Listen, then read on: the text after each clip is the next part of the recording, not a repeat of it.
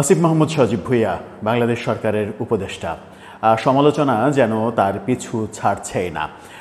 তার এবং তার বাবাকে কেন্দ্র করে একের পর এক সমালোচনা এবং সেই সমালোচনায় পিষ্ট হবার পরেও যখন চতুর্দিক থেকে দাবি উঠছে যে এরকম সমালোচিত একজন ব্যক্তি সরকারের উপদেষ্টা হিসেবে থাকার নৈতিক অধিকার রাখেন কিনা, সেই সময়েও কিন্তু এই ব্যাপারে সরকারের কোনো কথা আমরা শুনছি না, কিংবা তার পক্ষ থেকেও কোনো পজিটিভ কথা শুনছি না। এবার যে সমালোচনাটা সামনে আসলো সেটা আপনারা ইতিমধ্যে সবাই জানেন। বাংলাভিশন মুরাদনগরের যে একই পরিবারের ৩ জন হত্যাকাণ্ড, সেই ঘটনা এবং অন্যান্য ঘটনার সঙ্গে স্কুলের মুরাদনগরের যে স্কুলে আসিফ মাহমুদ সজীব ভুঁইয়ার বাবা প্রধান শিক্ষক, সেই স্কুলের সহকারী শিক্ষিকা, একজন সনাতন ধর্মাবলম্বী শিক্ষিকা, তাকে শারীরিকভাবে নির্যাতনের অভিযোগ উঠেছে। রুমের মধ্যে নিয়ে তাকে শারীরিকভাবে নির্যাতন করা হয়েছে, মারধর করা হয়েছে এবং তার বিরুদ্ধে মব তৈরি করা হয়েছে, তাকে সারা এলাকা ঘোরানো হয়েছে, এরকম নানা অভিযোগ উঠেছে। সেই স্কুলের এক সময়ের গভর্নিং বডির যিনি প্রধান ছিলেন তার বিরুদ্ধে তাকে শায়েস্তা করার জন্য তার বিরুদ্ধে শীর্ষ সন্ত্রাসীর তকমা লাগিয়ে তাকে ফেরারি করার অভিযোগও রয়েছে। এরকম নানা অভিযোগে বিদ্ধ আসিফ মাহমুদ সজীব ভুঁইয়ার বাবা। এর আগে আমরা দেখেছি যে ছেলে স্থানীয় সরকার মন্ত্রণালয়ের উপদেষ্টা হওয়া সত্ত্বেও সেই একই মন্ত্রণালয়ের তিনি যে কর্মকাণ্ড করার চেষ্টা করেছেন, লাইসেন্স নিয়েছেন, সেই লাইসেন্স পরবর্তীতে আবার আসিফ মাহমুদ সজীব ভুঁইয়া সরি বলেছেন, বাবা না জেনে ভুল করেছে, এরকম কথা, নানা রকমের কথা। বিমানবন্দরে অস্ত্র কেলেঙ্কারি, অনেক সমালোচনায় আসিফ মাহমুদ সজীব ভুঁইয়াকে পড়তে দেখা গেছে। এছাড়াও নানাভাবে তার পিএস এপিএসের দুর্নীতি, 300-350 কোটি টাকার মালিক হয়ে যাওয়া, গাজীপুর সিটি কর্পোরেশনের নিয়োগ বাণিজ্য, এরকম নানা, ঢাকা সিটি কর্পোরেশনে, 2 সিটি কর্পোরেশনে, বিশেষ করে উত্তর সিটি কর্পোরেশনে কাউন্সিলরদের জায়গায় প্রশাসক বসানোর জন্য সেখানে একটা বাণিজ্য, এরকম নানা অভিযোগ বিভিন্ন সময় শোনা গেছে। কিন্তু কোনো অভিযোগেরই ভিত্তি আছে কি না, অভিযোগগুলো সত্য নাকি মিথ্যা, এরকম কোনো পদক্ষেপ সরকারের পক্ষ থেকে ইনভেস্টিগেশনের কোনো দৃষ্টান্ত আমরা দেখিনি। এবার যেটা ঘটল, বাংলাভিশনের রিপোর্টে যে চিত্র বাংলাভিশন তুলে আনলো, তারপরে প্রশ্ন উঠেছে আসিফ মাহমুদ সজীব ভুঁইয়াকে তার উপদেষ্টা পদে রাখা নৈতিকভাবে ঠিক হচ্ছে কিনা। আসিফ মাহমুদ সজীব ভুঁইয়া যথারীতি এই অভিযোগ অস্বীকারও করেছেন। কি হচ্ছে তাকে ঘিরে, বাংলাভিশন কি চিত্র তুলে আনলো, তার পরিপ্রেক্ষিতে এরপরে কি ঘটবে, সে আলোচনা করার চেষ্টা করবে এই ভিডিওতে। থাকবেন পলিটিক্স টিভির নিয়মিত আয়োজনে।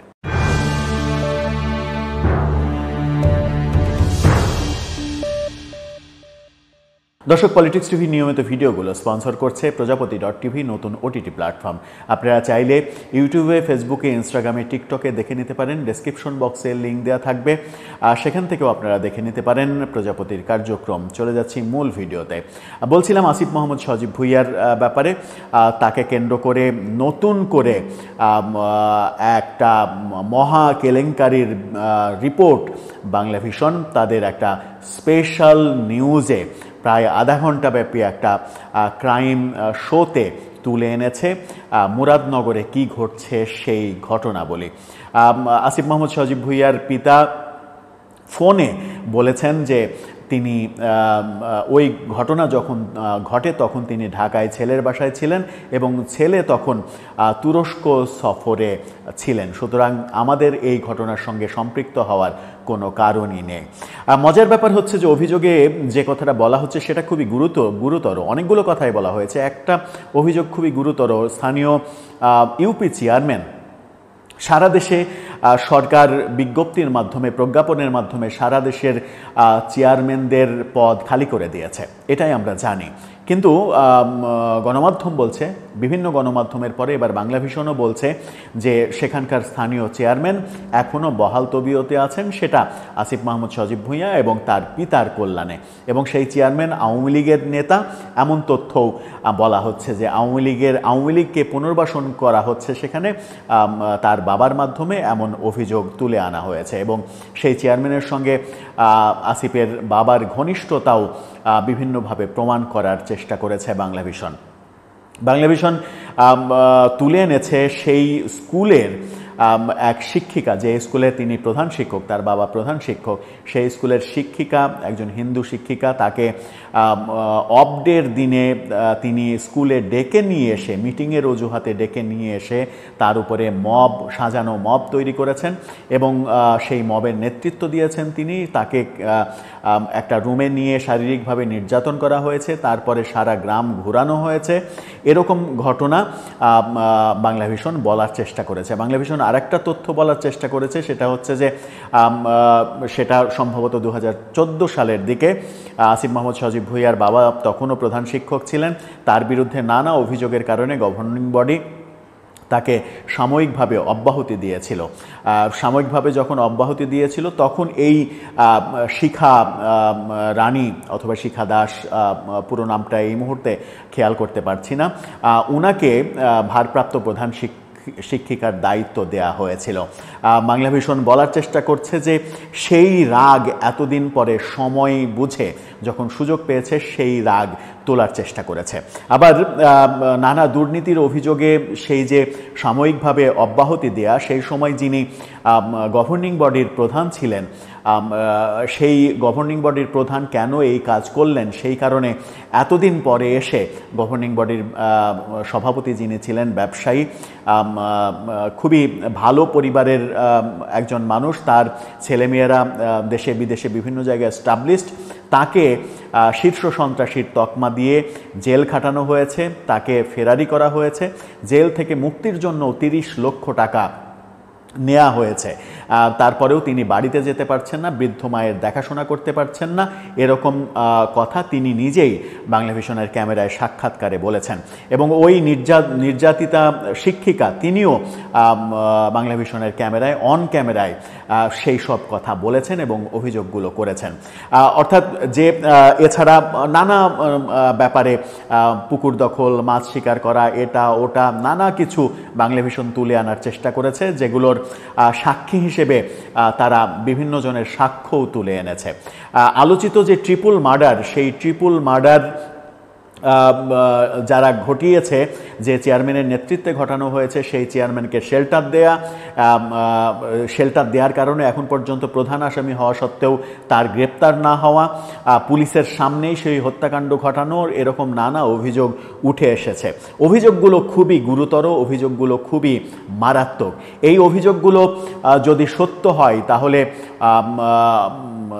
খুবই বাজেভাবে আইনের শাস্তি বরণ করতে হতে পারে পিতা পুত্রকে। সেই ব্যাপারটা যখন রয়েছে তখন বাংলাদেশ সরকারের আমার মনে হয় যে ভেবে দেখা উচিত যে উপদেষ্টাদের এত উপদেষ্টা,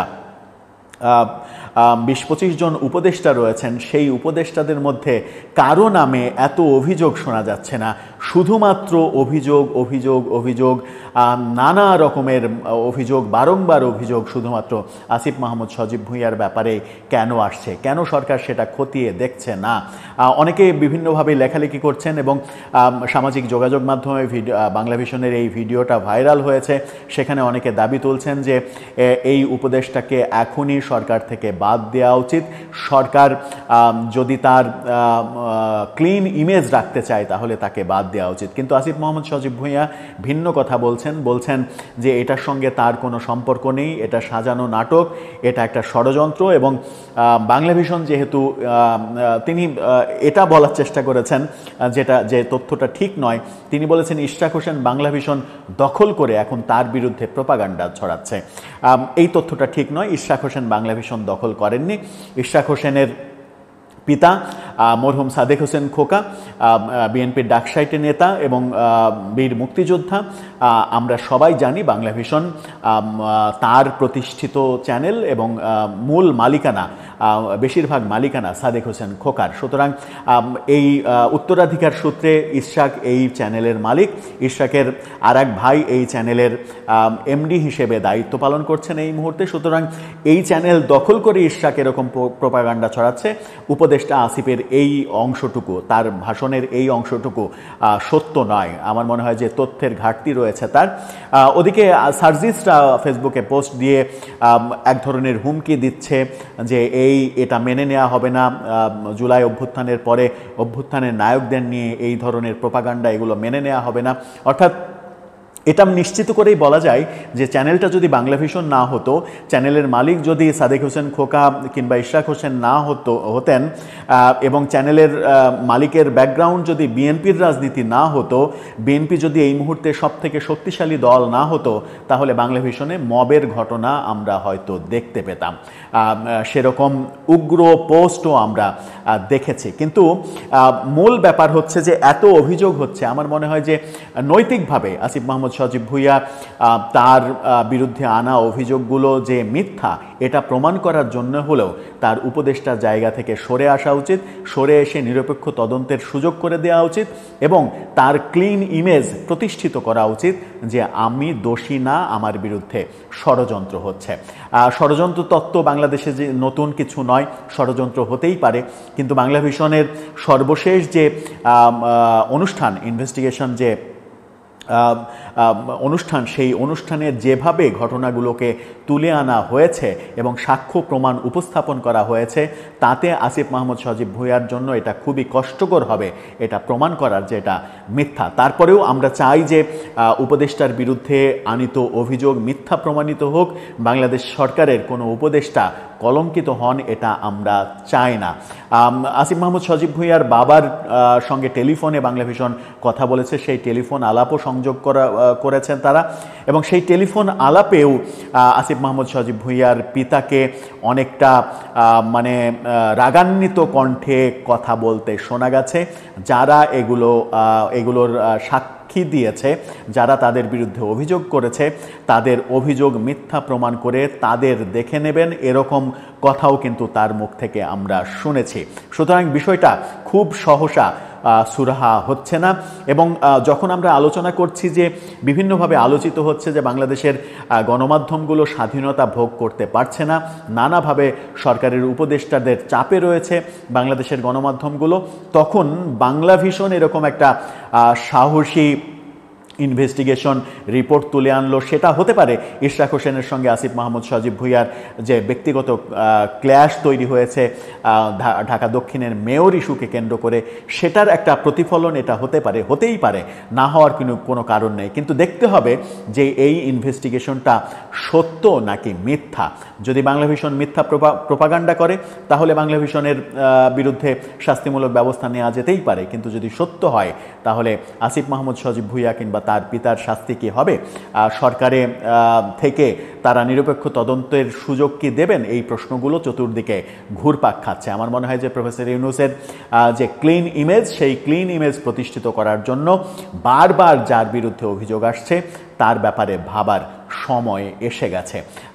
এই ব্যাপারগুলোকে যদি ছেলে খেলা করা হয়, আবার তার বাবা এ কথাও বলেছেন যে আসিফ এলাকায় এমপি নির্বাচন করবে, সেই কারণে এলাকার লোক তার বিরুদ্ধে ষড়যন্ত্র করছে যেন সে এমপি নির্বাচন করতে না পারে। সেখানেও একটা প্রশ্ন যে আসিফ মাহমুদ সজীব ভুঁইয়া এমপি নির্বাচন কিভাবে করবেন? তিনি তো সরকারে আছেন, তিনি তো সরকার থেকে পদত্যাগ করেননি। তার মানে কি সমস্ত মেকানিজম কমপ্লিট করে ঠিক নির্বাচনের তফসিল ঘোষণার পরে কিংবা তফসিল ঘোষণার আগের দিন তিনি পদত্যাগ করে এনসিপিতে যোগ দিয়ে নির্বাচনের কার্যক্রমে নেমে পড়বেন? সেরকম ঘটনা কি আমরা দেখতে চলেছি? সেটাও যদি হয়,